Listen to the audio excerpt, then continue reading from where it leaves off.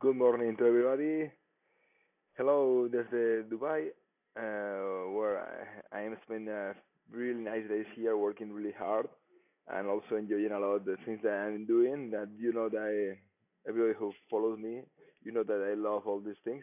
And well, I have a few minutes where I want to show you in this video the way I have planned a class to malocclusion, a severe class to malocclusion, and the way I have solved this problem. Well, so many people tell me, "Oh, Diego, you have been really lucky.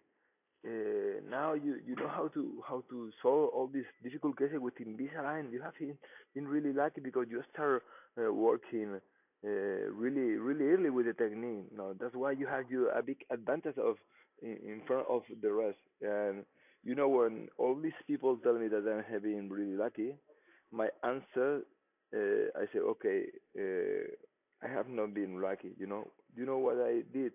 I work. I work insanely. I work 24 hours a day.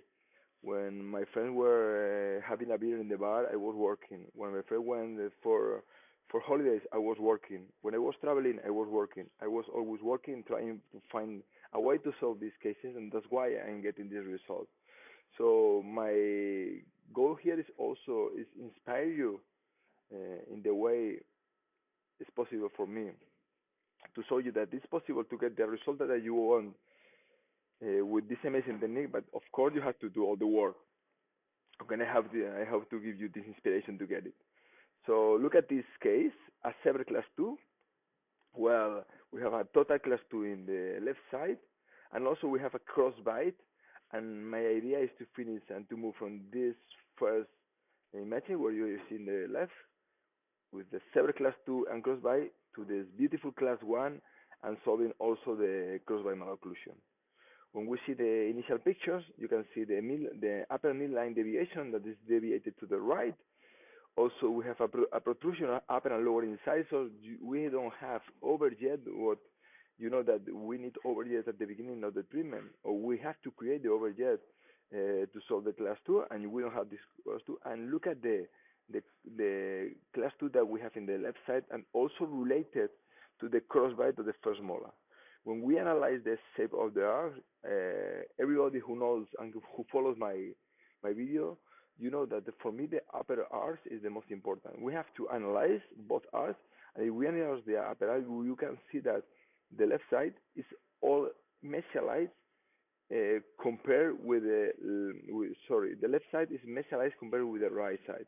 If we draw a line from the contact point between the lateral incisor and the first canal, we can see that the mesial part of the upper right canal is coincident with the distal part. That means that all the left side is mesialized compared with the right, and that's why we have this class 2 in this side, and that is giving me information about the way to solve this class 2.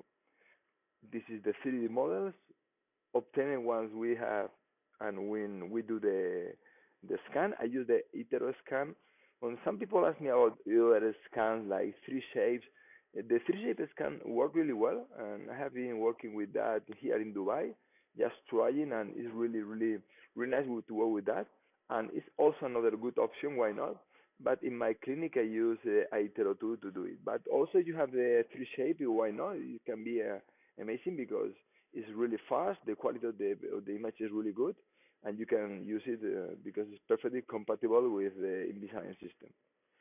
You can see here the crossbite that is not only located in the first molar, it's also in the first and the second molar, and the shape of the arch. Okay. Well, the X-rays are really important in order to know if we have the wisdom molar or not, because related to the wisdom molar, we have to do one other another biomechanics to solve the problem. And I see that I don't have the wisdom molar in the left side. And analyzing the profile, I can see here, if you see the picture, look at the big protrusion that I have in both sides.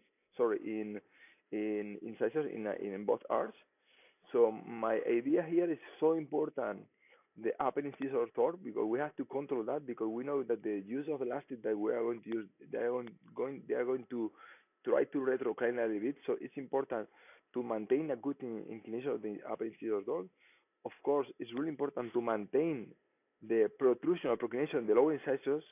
Why? Because you know that the use of a continuous use of elastic are going to procline the lower incisors, and of course, all the decisions that we're going to do have to be related to the profile and to the face to the patient. Because we are here not only to give them a good occlusion, we're here also to give them a nice smile. Okay? We analyze. I'm not going to use a lot of elastics in this case. For me, it's not necessary.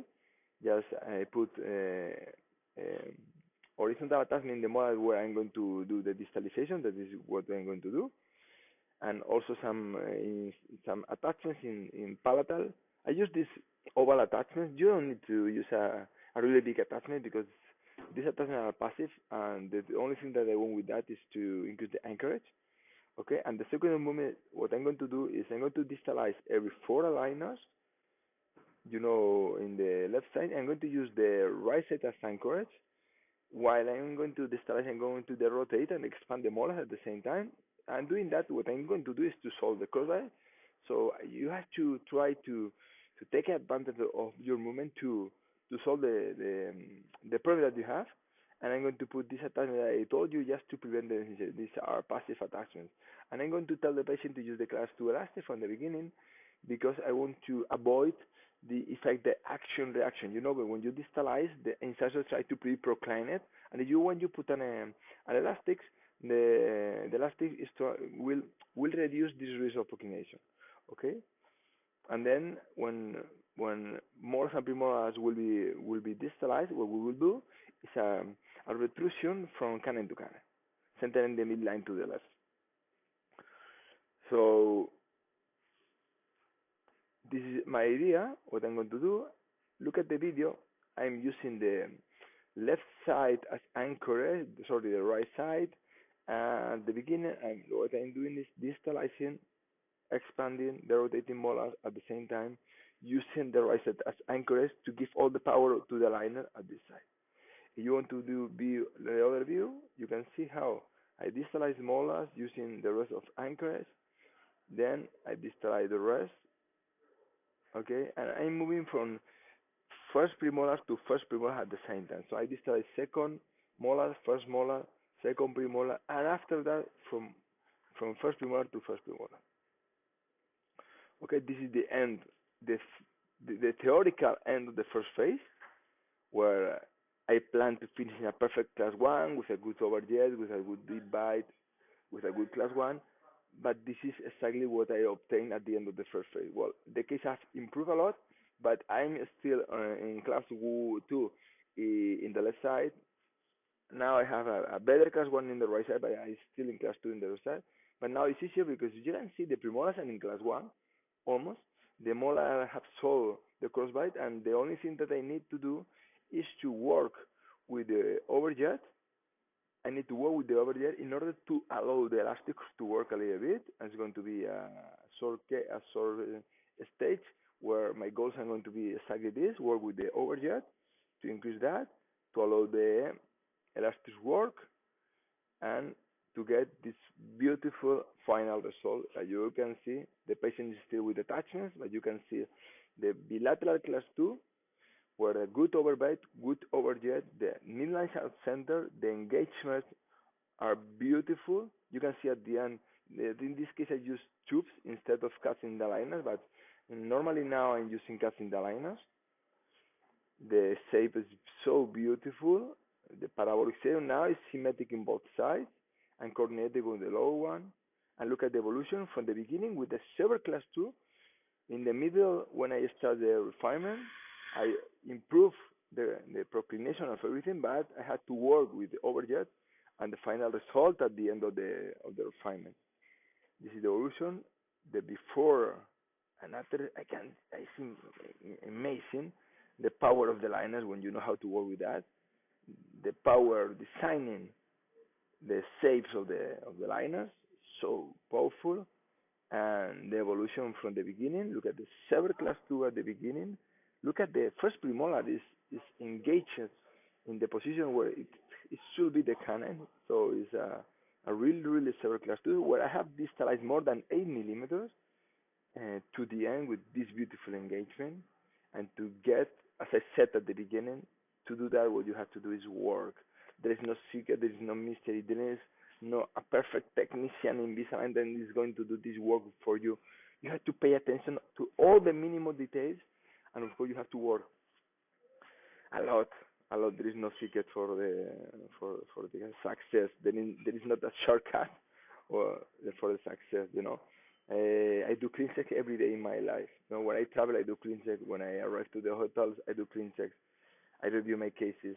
I read a lot. I try to discover new things from the good people that is doing good cases. I attend to many courses. You know that I do a lot of courses. I do hundred of courses that I receive, but also that's also that I give to others. But I also attend to courses. I spend my money in courses.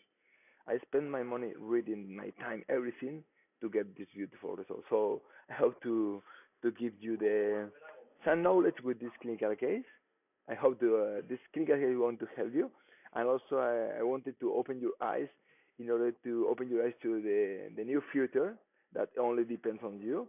And of course, you can get the best of the best if you want and you know how to do it. Okay. Thank you very much to follow my work and see you really soon.